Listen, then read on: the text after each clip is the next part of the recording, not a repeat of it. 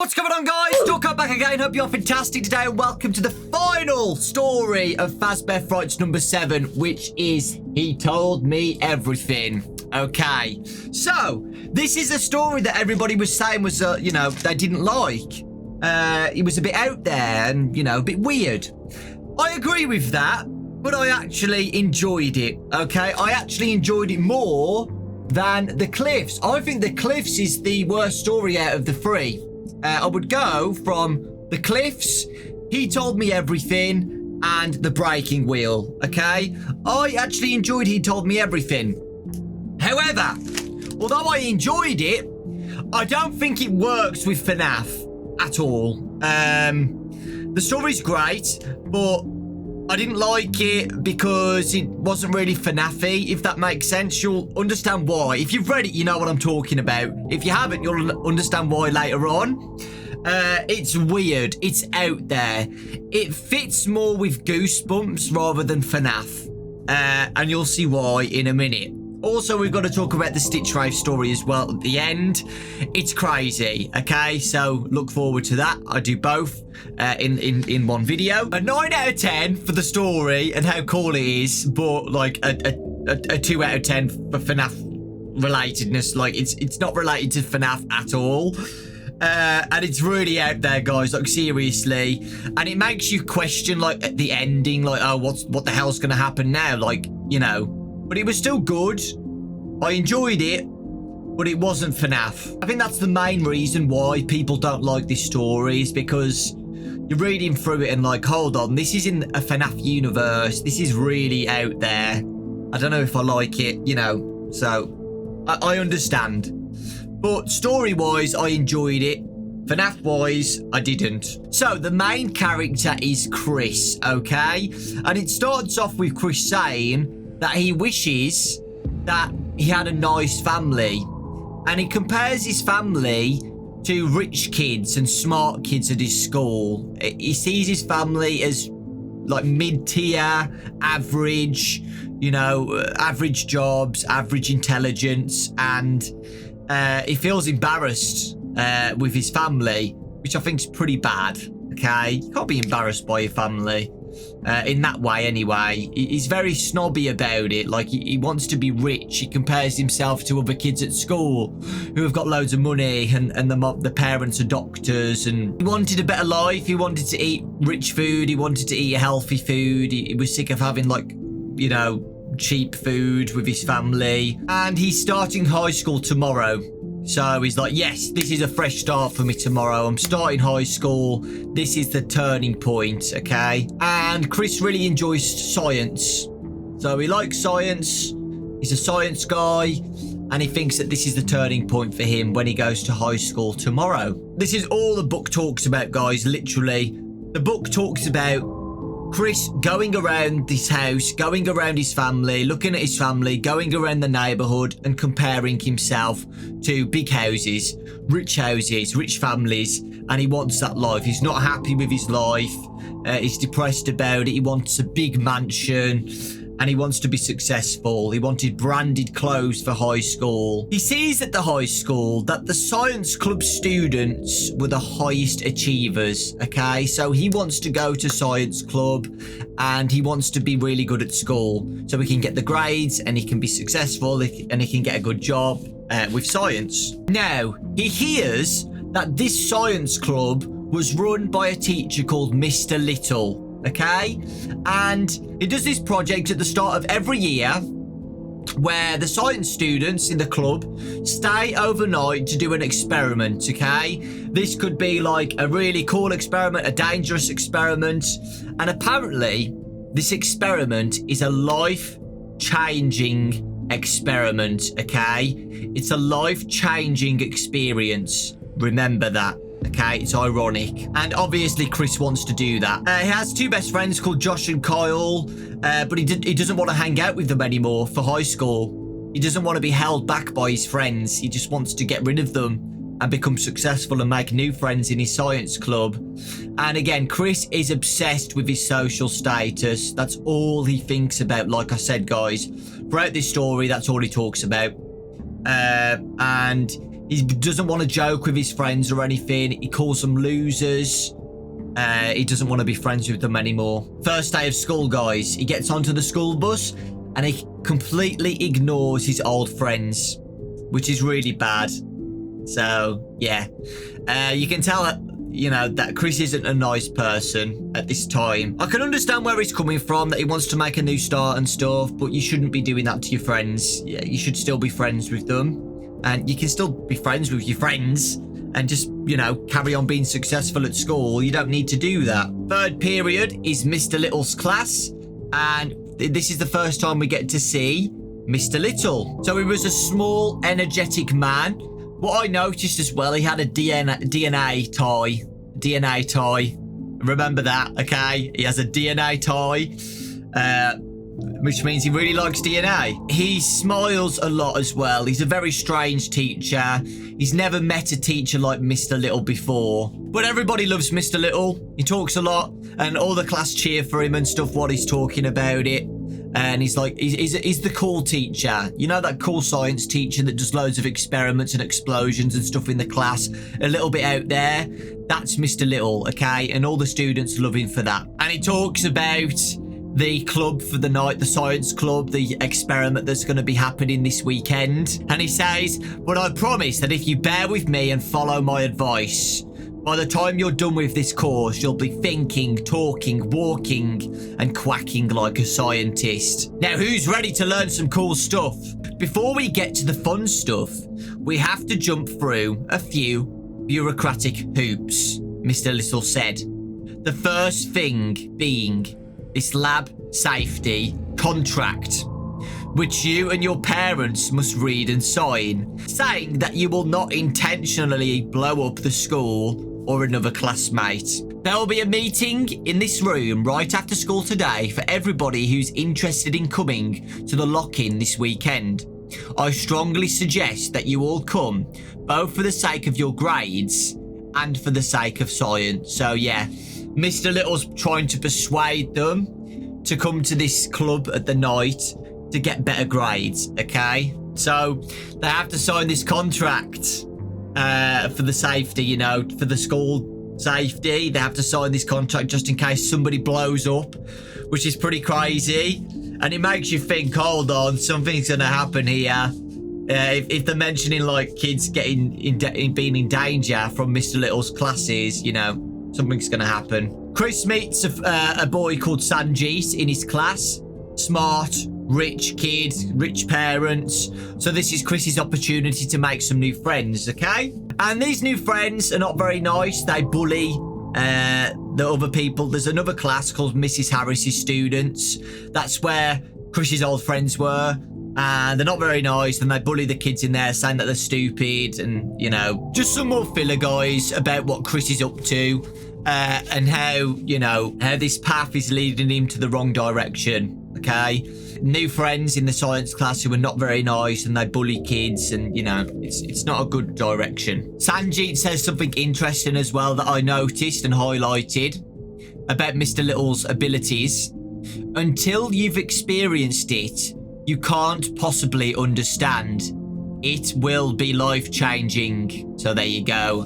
And obviously in Chris's head, like, oh my God, life-changing? That's perfect. I want my life to be changed. If this is a great experience, it's going to get my grades up. It's going to change my life forever. This is where it gets weird, okay? When I read this, I was like, can you really do that? Can you really do this at school? Mr. Little walks in.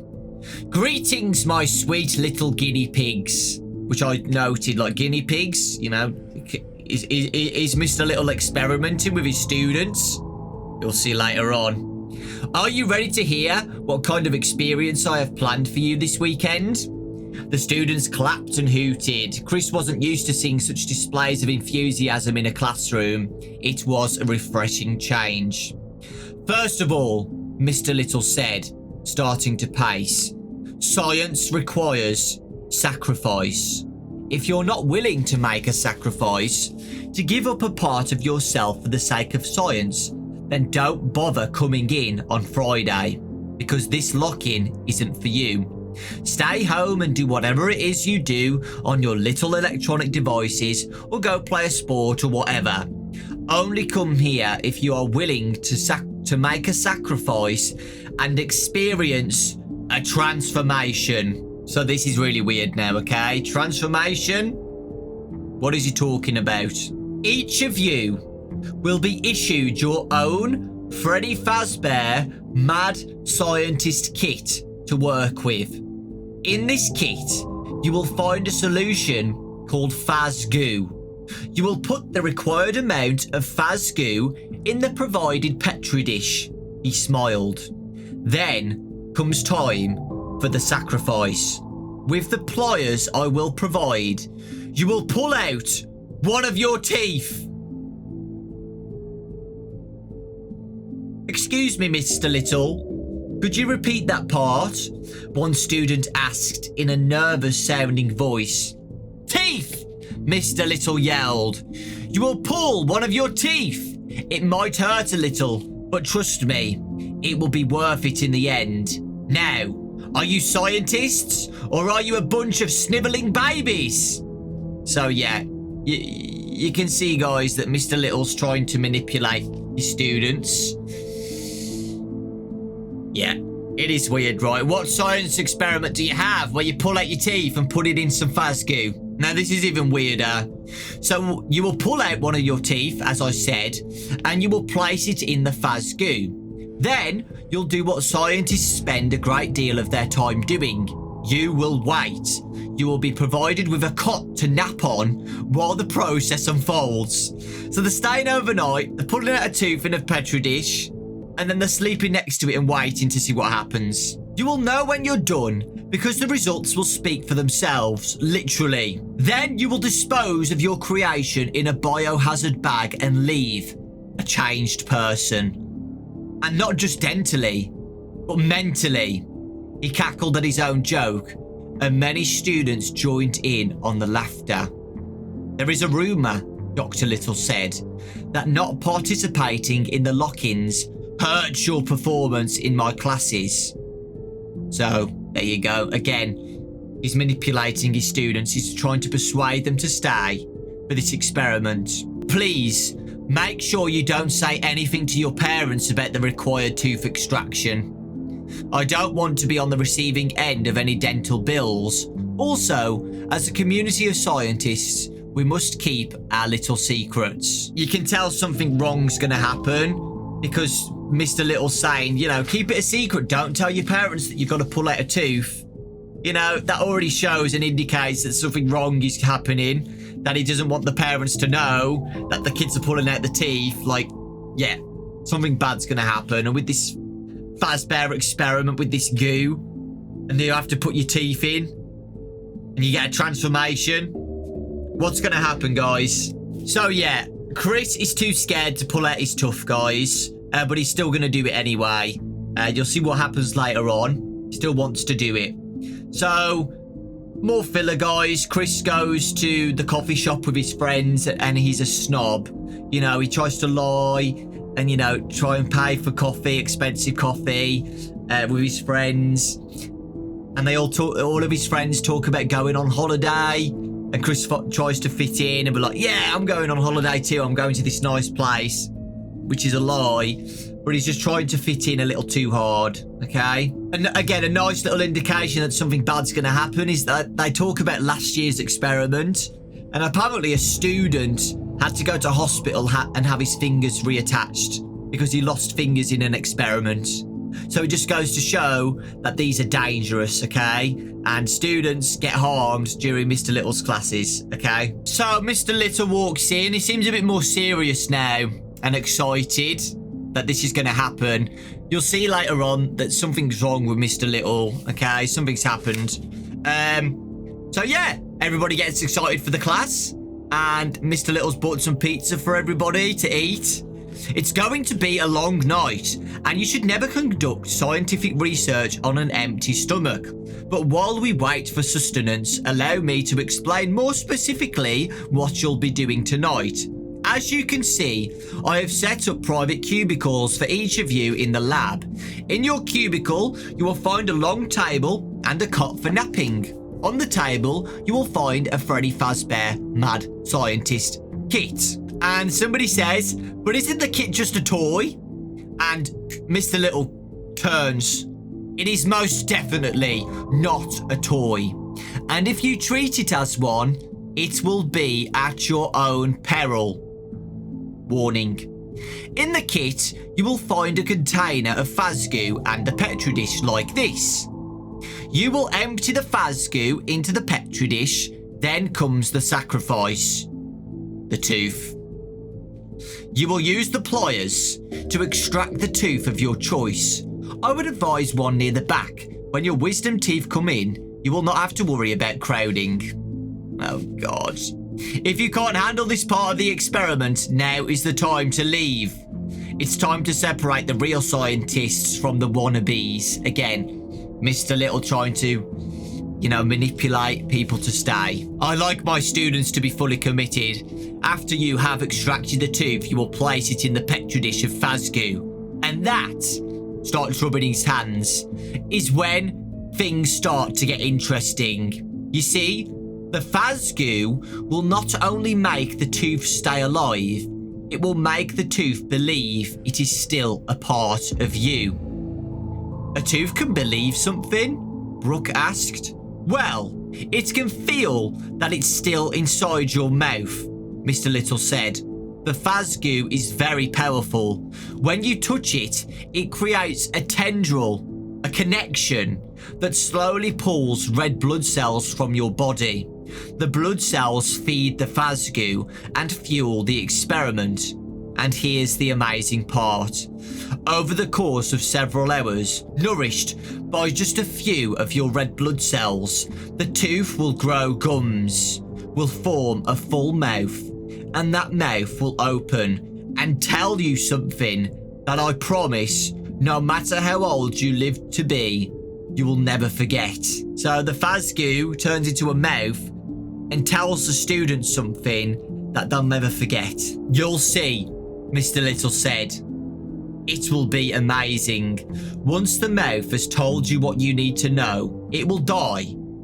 I have provided a biohazard bag in each cubicle. You will dispose of the mouth and the Fazgoo in the bag. After you brought me the bag, so I can dispose of it correctly, you are free to go. Now, Chris had an idea, guys. So Chris isn't going to pull out one of his teeth. He's going to use one of his baby teeth that he had when he was little. So, is that going to screw up with the experiment? Is that going to cause consequences? You'll have to wait and see. So, what all the students do, they all oblige. They go into the cubicles. They pull out their teeth. You hear the pain, when they're doing it. They put it into the goo and they go to sleep. And they wait and see what happens with the Fazgoo. Now, like Mr. Little said, apparently with this experiment, it turns into a mouth. The Fazgoo tells them something, and it's life-changing, and then they dispose it in the biohazard bag, and they leave. And remember, this Fazgoo absorbs, there's a connection with the Fazgoo and the person, and the Fazgoo absorbs the red blood cells, and it nourishes the Fazgoo. So, I know it's weird, but I hope that makes sense. So the tooth is like the connection between them both then. Like the DNA. It's the DNA sample they put in the Fazgoo. I wonder what's going to happen. A tendril is just a thread between the finger and the Fazgoo. So while Chris is sleeping, there's a connection, a thread, a wire or something with Chris's finger to the Fazgoo. So while he's sleeping, the Fazgoo is absorbing his red blood cells, okay? So Chris wakes up, guys, remembering where he was, and he hears whispering, and he listens to the cubicle next to his. Wow, she said, her voice filled with awe. Wow! There was a rattle of plastic, which could have been the biohazard bag. Then the sound of footsteps. Chris pushed one of his cubicle partitions open, just a crack, so he could watch the student leave. It was Brooke, but the look on her face was different than her usual smart, collected expression. Somehow, her features seemed more softer, more open. Her eyes were wide and full of wonder. She walked up to Mr. Little and handed him the biohazard bag. Brooke rested her hand on Mr. Little's forearm. and looked into his eyes. She told me everything, Brooke said. Mr. Little smiled. Good. Nice work, Brooke. You're free to go. Brooke smiled back at Mr. Little and wandered towards the door. And then another kid comes out of the cubicle, guys. Goes to Mr. Little. He told me everything, the boy said, placing his hand on Mr. Little's shoulder. Good. Nice work, Jacob. You're free to go. And Chris looks at his Fazgoo, guys, and it's not doing anything. It's still the Fazgoo with the baby tuff inside. Everybody else's experiments are working, but his isn't currently. Suddenly, Chris feels drained, depleted. So Chris thinks that the Fazgoo is draining his energy. Okay, and that needs to happen for the experiment to work. So he falls asleep. He goes back to sleep, and he wakes up, guys. And it was very, very quiet. No whispering, no sounds of movements. And he has a look at his petri dish, and it's grown. Okay, the petri dish has finally grown. So it's still not there, but it's grown. It's working slowly, and it's pretty obvious why. It's because Chris has used a baby tooth, so the experiment is a lot more slower than the new fresh tooth. Okay, that's what I think anyway. And here's another student go out. He told me everything. Another student goes out and says the exact same thing. He told me everything. Good, nice work. And then they leave. Mr. Little comes into the cubicle and says, permission to enter? How's everything going? How's the experiment going? So Mr. Little knows that something's up, right? All the other kids are finished apart from Chris. And Mr. Little's like, yeah, you did put a tooth in, right? You did put a fresh tooth in, right? And Chris is like, yeah, of course I did. So, what's going on? But Mr. Little is intrigued by it, okay? Mr. Little is intrigued. He was like, well, Chris, you can either leave this experiment and go home, you know, not get the grades that you want. Or you can stay like a true scientist and see where this experiment takes you. And obviously, Chris picks the second option. More students leave, guys. He told me everything. She told me everything. He told me everything. So now, guys, Chris wakes up. The mass had more than quintupled in size and now was far too large to fit into the biohazard bag. Okay? So, weird, right? I thought this experiment was just supposed to be a mouth. But no, it's growing, guys. It wasn't just a blob. Shaped somewhat like a limbless human torso. It was now pulsing with life. And there was a beating rhythm inside the blob. And it was in the same sequence as Chris's heart. Okay? So you can see where this is going. The blob is still connected to Chris. It's got the same rhythm. Same heart rhythm. Same everything. So yeah, Chris is in deep trouble now. Obviously, Chris, at this point, doesn't know what's going on. He thinks that his experiment has gone wrong. Okay? And all the other students' experiments went fine. It was just a mouth.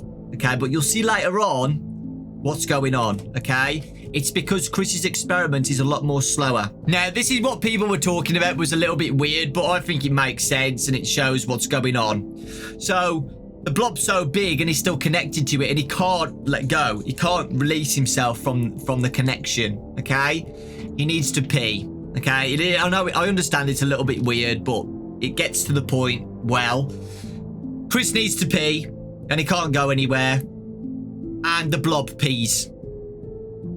I know it's weird, but the blob pees for him. It goes to show that the blob is now Chris. Okay, that's the point. So what happens, guys, is that Chris needs to pee, and the cord between them both, the pee goes from Chris, gets absorbed into the blob, and the blob pees.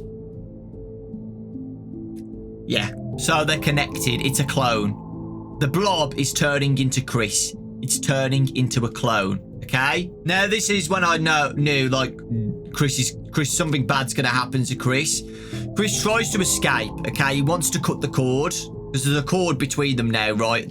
From the start. But now he can't get out of it, okay? Before he could probably pulled the cord off and went home. But now he physically can't. The cord is attached to him, okay, fully, and he can't get out of it. He tries to cut the cord, guys, and Chris starts to choke. So he grabs onto the cord to try and get out of it, but because of the tension, he can't breathe. He can't breathe when he tries to escape from the cord, guys. So there's no escape now. If Chris tries to cut the cord, Chris will die.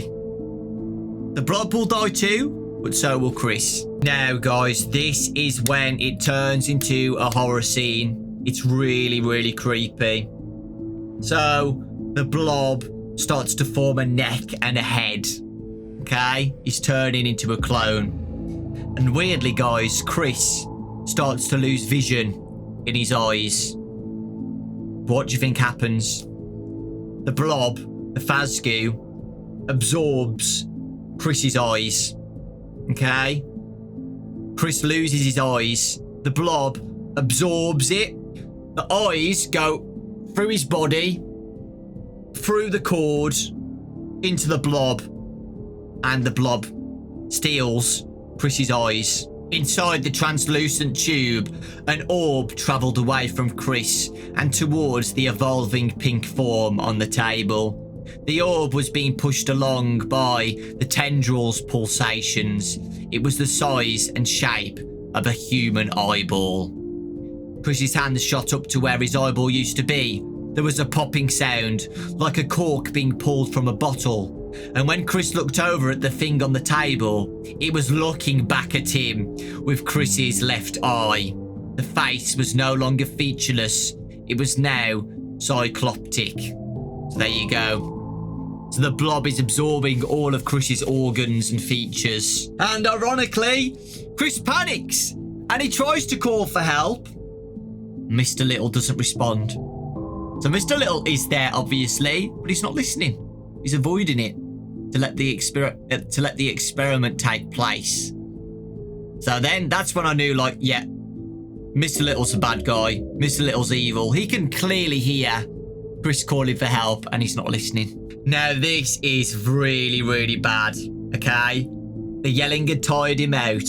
Everything tired him out. His muscles felt non-existent and his arms and legs were as floppy as overcooked noodles. He sank down on the cot. He needed to think a plan, a way to escape, but weakness and fatigue overtook him.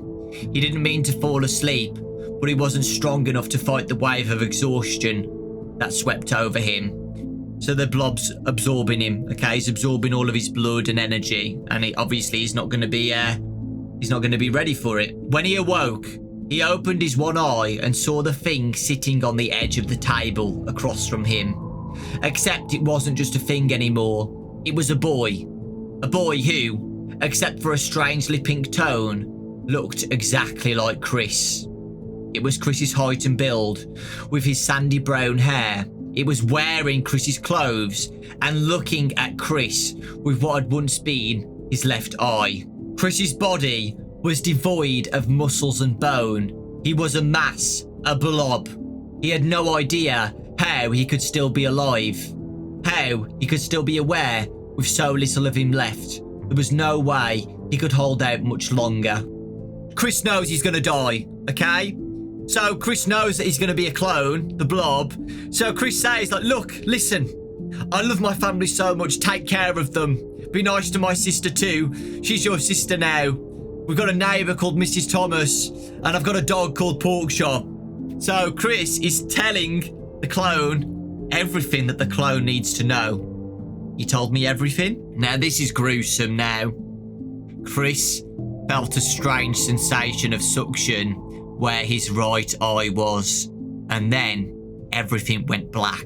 He listened as his eyeball was sucked through the tube. There were more slurping sounds too, as other parts of him were drawn up through the tendril. Parts he knew he couldn't live without. It was like the creature was drinking him, sucking the last of his organs through a long straw, like the dregs of a milkshake, leaving only an empty vessel. So Chris dies, and the Fazbear clone just took all of his organs. Okay? So The new Chris, guys, the new Chris looks at the rotten blob that remains on the cot where Chris was. What do you think he does? He puts it into the biohazard bag. And Mr. Little's there. Well, good morning, Chris. You had a long night, didn't you? But don't keep me in suspense. Did you finally complete the experiment? Did you get the results you wanted? The new Chris's eyes were wide and full of wonder. Soon he would be stepping out of the classroom and out of the school and into the world for the first time. Chris handed the biohazard bag to Mr. Little. He looked into the teacher's eyes and smiled. He told me everything, he said. As Chris walked outside the school building, the sun was warm on his face. The sky was blue, the clouds were white and fluffy, and birds chirped in the trees. Chris smiled. It was a beautiful day. And there you go, guys. That was He Told Me Everything. So what happens, guys, is Chris dies and gets absorbed into the Fazgoo. And the Fazgoo creates a clone of Chris. Not just Chris, all of the other students as well. Okay? That happened to all of the other students. It's never said in the story, but it's pretty obvious, okay? The one thing what happened to Chris's experiment is that it was slow because Chris used an old baby tooth. It still worked, but because it was a baby tooth, the experiment was a lot more slow. It wasn't supposed to happen. What was supposed to happen, guys, is that the students fall asleep and the Fazgoo completely absorbs them while they're asleep and turns into a clone in a few hours. Okay? And then the clone dumps the rotten goo into the bag and leave as the clones. Okay? But because Chris's was delayed, we got to see what happens over time. So the blob forms into the clone, slowly absorbing Chris, turning into the clone. He told me everything. The remains of the human students tell them what they need to know, and then the clones leave as a new, fresh being, and then tell Mr. Little, he told me everything, she told me everything, and then leave the class as a new clone. Okay? They're clones, guys, okay? And they're run by Fazgoo. They're run by this Fazgoo. Mr. Little knew what was going on, guys, okay? And I think Mr. Little isn't a bad person, okay? I think it happened to Mr. Little as well. I think Mr. Little is a clone as well, okay? It's never said, but the theory is that that's what happens, okay? Mr. Little gets a Fazbear experiment, does the experiment, and then gets completely destroyed. And Mr. Little is the Fazgoo clone, the leader. And what the Fazgoo leader has done, he's gone to the class and told all the students to do it as well. So now there's like an army of Fazgoo clones roaming around the Fazbear universe, which again is very, very out there. It's wild, okay? I don't think it's FNAF-y having these Fazgoo clones roaming around the Fazbear universe, you know? It's really, really weird. The story's great, but I don't think it works with FNAF. In my honest opinion, I don't think it works with FNAF, you know? The virus one, the virus with Baby Springtrap, again, those are really, really out there. But at least they still fit with the characters and stuff. This is just literally a Fazbear goo. There's no signs about any animatronics or anything. We don't even know if this Fazgoo is contained with agony. We don't know. It's never said. It's never said if this Fazgoo's been contaminated with agony. Who made the Fazgoo? Was it William Afton in the past who was experimenting with clones? And now in the universe, guys, there's freaking Fazgoo clones roaming around. Let me know your thoughts on that story, guys. I did enjoy it, but again, it's really, really wild. I feel really bad. Like, the detail of what happens to Chris is insane. And that all happens to the other students as well. Mr. Little clearly knew what was going to happen, talking about a life-changing experience and everything. And I do think Mr. Little was a Fazgoo clone as well. And that's what's happened, okay? Okay, guys, let's talk about the Stitch Wraith part, okay? This is wild. So, previously, William Afton was created, okay? William Afton, they're in the factory, right, with the Stitch Wraith, and they try to scrap everything and destroy all the agony parts that they've collected to fix everything. It doesn't happen. William Afton takes form as this massive rabbit combined with all of the animatronic endoskeletons and parts and dolls, and he is completely powerful with this agony, okay? And here we go. This is what happens. So Larson is still watching, remember? So what happened is that the Afton was behind Larson, Detective Larson, right? Because he's there to investigate what's going on. And he tries to run away and hide at that point, okay? And he's still watching Afton. So Afton is still getting bigger and bigger and bigger and bigger, absorbing all of the animatronic parts around the room, okay? Stitch Wraith is still alive. And Stitch Wraith is still possessed by Jake. Jake is still possessing Stitch Wraith, okay? Andrew's gone, the angry spirit, but Jake is still there. Jake can feel him getting pushed and pulled by William Afton's power, okay? Because he's absorbing all of the endoskeletons and stuff. Stitch Wraith is an endoskeleton. But because Jake is his own spirit and he's strong, he manages to stop it. Okay, and he also tries to use his power to stop other animatronics getting sucked in by Afton as well. This is the crazy point, okay, guys? So Jake's looking around, seeing all these endoskeletons being sucked in by Afton's power. He sees a female endoskeleton with a long neck. Okay, long neck. We've seen a long neck female endoskeleton before, haven't we? The one who looks like baby, Eleanor, right? I've wrote down, is it Eleanor? Is it baby? Is it Elizabeth? Elizabeth Afton. And Jake tries to connect to the endoskeleton and says, "Let me save you." He called to her with his mind. At first, he got no response, but then his mind was filled with the sound of high-pitched laughter. It was a creepy cackling that skittered through his whole being. Before Jake could react to the sound and whatever it meant, the girl endoskeletons crawl turned into a disturbingly quick sliver. Scraping across the floor, the girl endoskeleton shot towards Jake. So yeah, this girl endoskeleton is evil. Okay, it's evil. So who else is an evil girl endoskeleton? Elizabeth Afton, okay, William Afton's daughter. And Elizabeth, we'll just say Elizabeth for now. We don't know yet, but we'll see later on in the next Stitch Wraith stories if it's Elizabeth or not, but I'm pretty sure it is.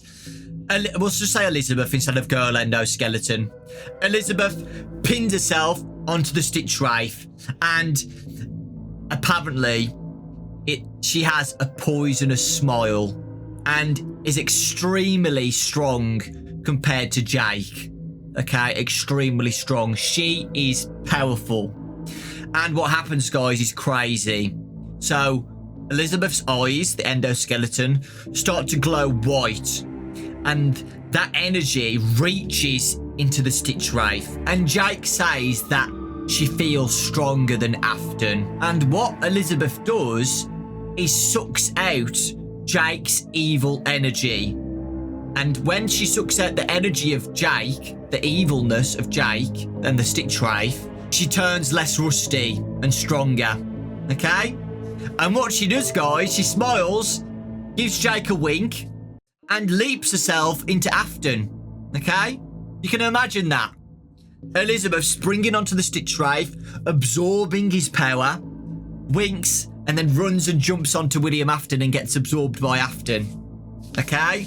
So you can clearly see that Elizabeth's working with Afton. Okay? Again, just like the other stories, guys, we get Larson's point of view and Jake's point of view. So now we're back to Larson. And Larson knows it was William Afton, like straight away. Like he can see, looking at this big rabbit figure, that this is William Afton. Just the presence of it. He just knows that it's William Afton. I remember, the detective knows about what happened at Freddy Fazbear's Pizza, and William Afton was the murderer. And he can clearly see that this is William Afton. And obviously Larson knows that he needs to do something. He can't let this big rabbit figure go into the neighborhood and start killing kids again. So Larson decides to follow where Afton's going. He grabs his evidence bag. Remember, he goes He goes to the police station and grabs the evidence bag from what happened in the past with the fire.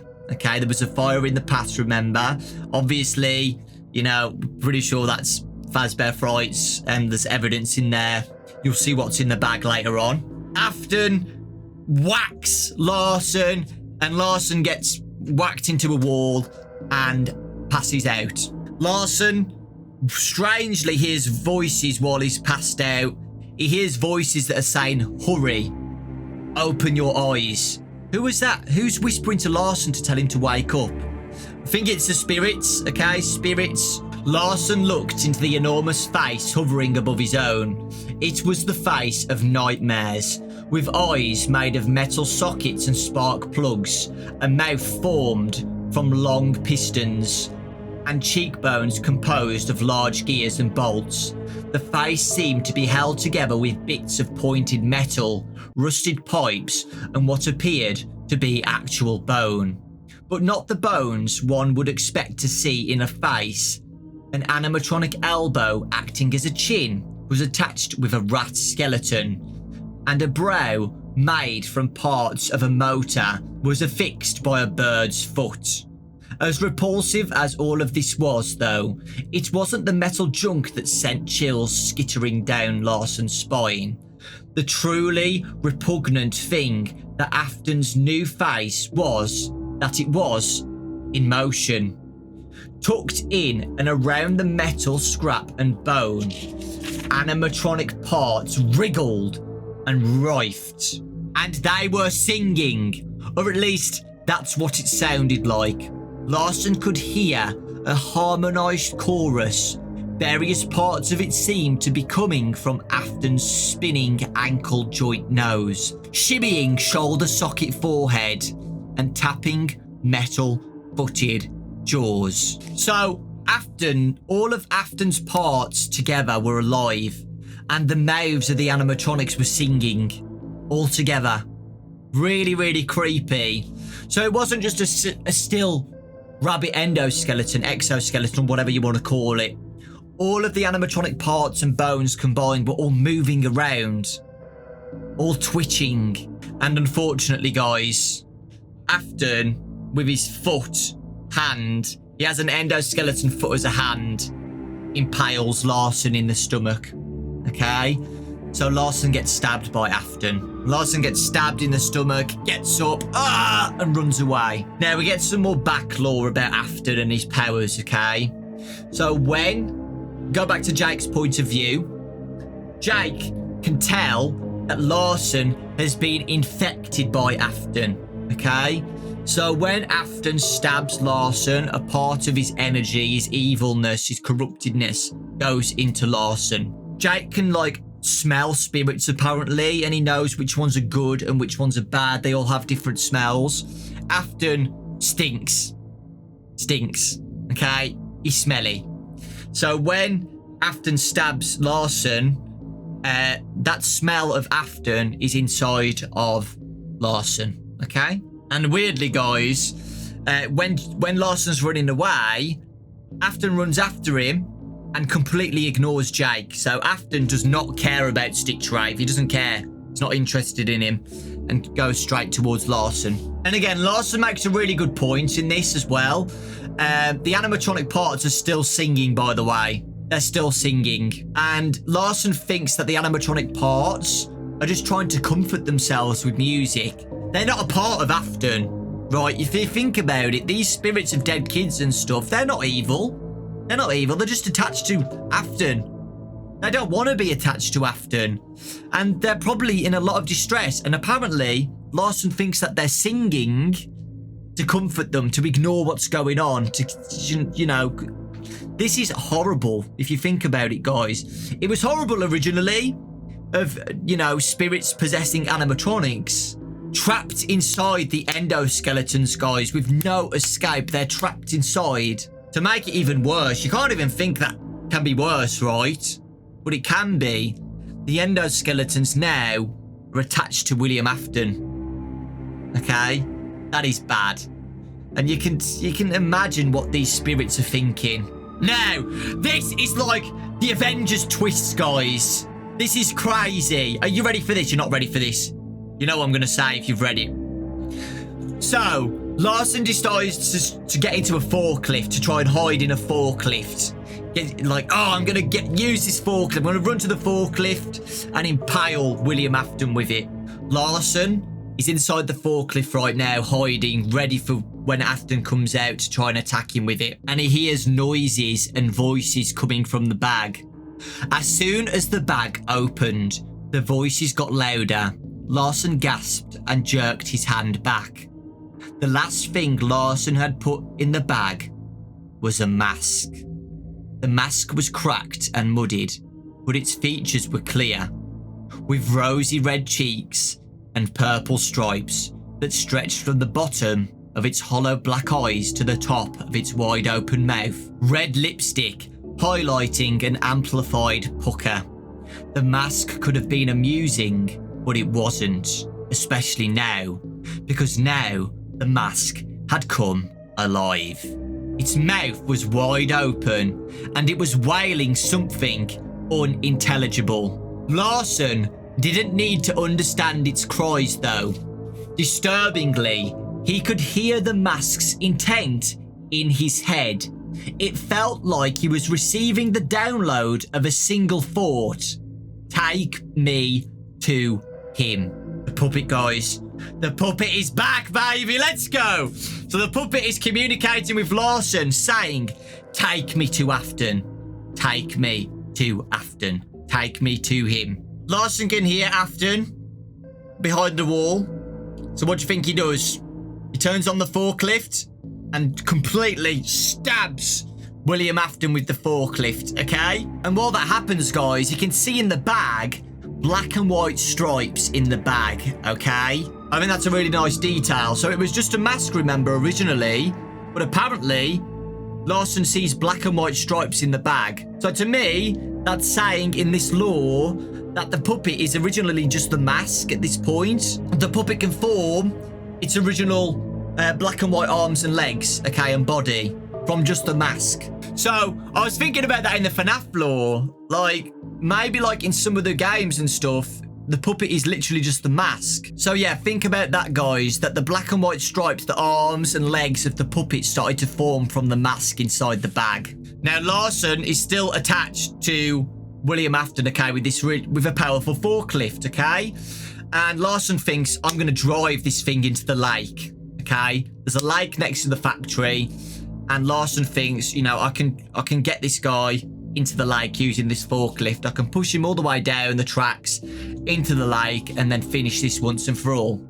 He almost does it, guys. However, Afton uses his powers to absorb the forklift. So when this forklift was being absorbed, guys, he thought he saw one black and white striped arm get siphoned up into Afton's left leg.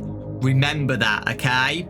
So Afton has absorbed the forklift, yes, but he's also absorbed the puppet mask as well, okay? The puppet is now attached to William Afton. So now, basically, guys, Larson's screwed. He's absorbed the forklift. He's on the dock at the lake.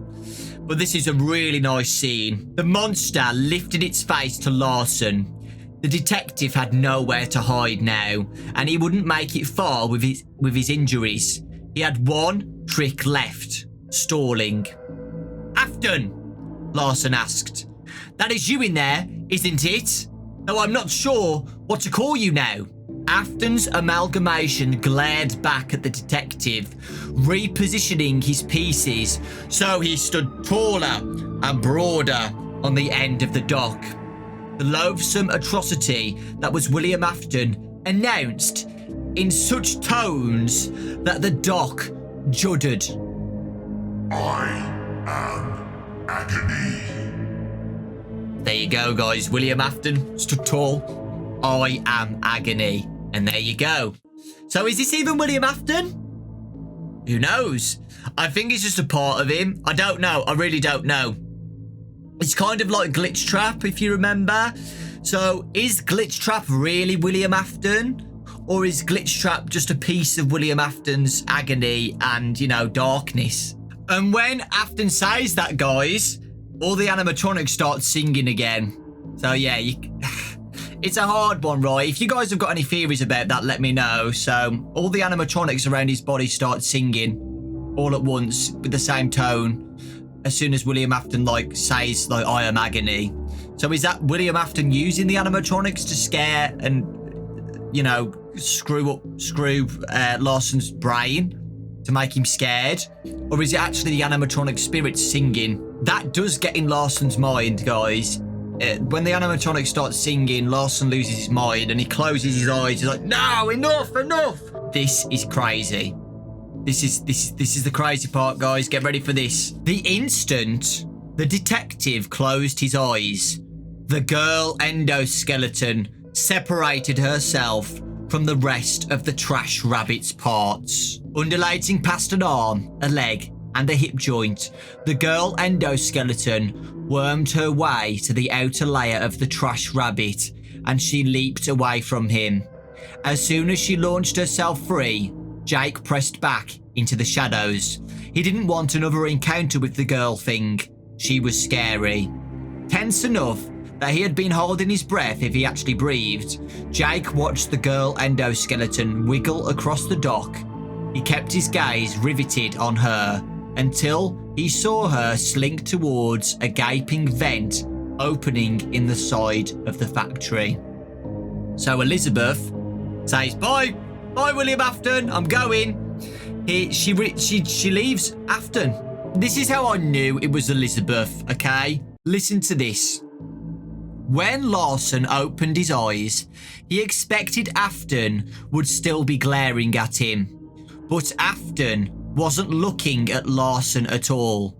He was staring past Larson intently, almost pleadingly.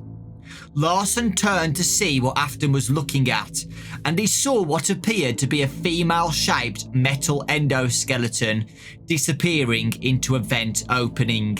It seemed to be the same endoskeleton he had seen before. Larson frowned. He returned his gaze to Afton, and he saw the plea dissolve into despair. Afton was still a horrifying synthesis of scrap, but he had taken on an eerily human-looking demeanour. In spite of its size, Afton's mountain of metal seemed to shrink inward, as if becoming weak and frail. Afton now looked lost and defeated. Afton's amalgamation dropped its head, and then Afton's expression shifted into what could have been puzzlement. Larson refocused, and he immediately could see what Afton was looking at. Afton was staring at his right leg, where the purple striped mask from the bag was congealed to the animatronic parts. The mask was no longer wailing as it had been when Larson had seen it. Its white face now looked satisfied, victorious. Larson watched, amazed, as Afton's amalgamation started to pull itself apart, or at least that's what appeared to be happening. You can see it's clearly Elizabeth, guys, okay? Elizabeth leaves Afton because she knows what's going to happen, because the puppet is now taking control of the amalgamation. So Afton gets upset. You can see Afton's upset. He watches Elizabeth leave him in despair, okay? And then looks down at his leg, sees the puppet mask. The puppet looks victorious, and then suddenly the amalgamation starts ripping itself apart. Okay, so the puppet has took control of this being, and Afton is now weak. Okay, and then blood started pouring out of William Afton's mouth, guys. So yeah, Afton's gonna die. The blood sluiced over the plastic, metal, bone and wire, and it mixed with the other fluids to flow like hot tar onto the warped planks of the dock. The once identifiable, though grotesque rabbit was becoming a decomposing trash heap, a frail pile of desperate bits, weak and struggling. When the last piece fell onto the pyramid of waste, Afton screamed, and the entire tower of worthlessness fell back off the dock into the lake. So Afton dies, guys. Afton gets killed by the puppet. And ironically, he falls into a lake. And all of the parts start falling down into the lake, okay? This hot tar of blood and horrible rancid acid smell in the lake. But Afton falls into the lake. All the animatronic parts start sinking down into the lake. I did think of the FNAF lore, the FNAF world lore with the lake. If you remember, the lake with Old Man Consequences. Could that be a little bit of a reference with the lake? So yeah, Afton is dead in this story now, I think. I'm pretty sure Afton is dead, okay? But Elizabeth is still alive and managed to escape and went into the factory. But the story of the puppet and Afton and the animatronic spirits are all dead at this point, okay? They all get drowned into the lake. It's done. It's over. Now again, try and connect that with the FNAF lore a little bit and try and think about that, okay? So yeah, that's the end of Afton's story, but obviously what's going to happen with Elizabeth, we'll have to wait and see. So yeah, Stitch Wraith goes to Larson, sees if he's okay. Obviously Larson's like, get away from me. I don't know who you are. What are you doing? You're evil, just like what just happened with Afton. And Larson faints, okay? What Jake does is crazy. So Jake can see the cut. Remember the cut on... remember the stab wound that William Afton did on Larson's stomach? It's getting infected, okay? It's corrupted. A part of Afton's still inside of Larson, okay? And this I'm pretty sure is the last part of Afton. Unless a little bit of Afton's in the Elizabeth endoskeleton, I don't know. Again, we'll have to wait and see. But Jake is so powerful, he starts heating his endoskeleton hands and gets rid of the infection that Larson has, okay? His hand begins to glow and he burns the stab wound, okay? And apparently green gunk like cottage cheese starts coming out of the wound, okay? It's pretty crazy. And Jake says Afton wasn't as powerful as he thought. He thought that Afton was like this most powerful being, but he wasn't. He just got completely destroyed very, very easily, actually. The story ends with, as he fled the factory, Stitch Wraith, Jake faced the truth that he had just uncovered. Something besides Afton had been controlling the trash rabbit. And whatever it was worse. So there you go. Jake is saying that Elizabeth is stronger than Afton and a much worse enemy to face later on in the story. Okay? Like I said, guys, remember, Elizabeth can absorb all the agony and stuff like that. Elizabeth can absorb all this power. She has the power to do it. She did it with Stitch Wraith. And then she attached herself back onto Afton, which gave Afton a lot of power. When Elizabeth left Afton, you could see he was in despair. He turned weak and frail.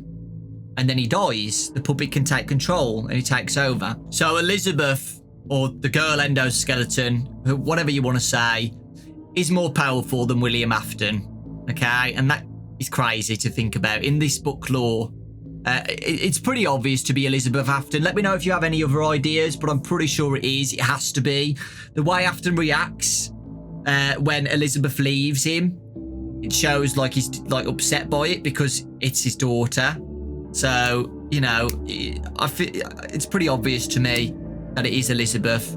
But yeah, it's not over yet, guys. Stitch Wraith is still alive. See, he hasn't had his peace yet. And Elizabeth is roaming around now as well. So it's definitely going to continue and be much worse, I'm pretty sure. So Afton's dead for now. Dunno, will he come back? Usually he does. But we'll have to wait and see. It's getting really, really exciting, guys, okay? I'm really excited for the next part of Stitch Wraith. And yeah, the next book, guys, is Gumdrop Angel, I'm pretty sure it was. Where we think that the girl's going to turn into a gumdrop and get eaten by kids or something like that. I don't know. But yeah, I'm excited for it, okay? It was a long one today, guys. Did a lot of talking, but we had to talk about it. Let me know your thoughts, guys, especially on the Stitch Wraith. I'm going to say glitch trap then. The Stitch Wraith part, okay, with Afton and Elizabeth Afton. Okay, it's looking good, okay? Does that fit in with the game lore at some points? Let me know. Lots of love, thanks for watching, and I'll see you all next time.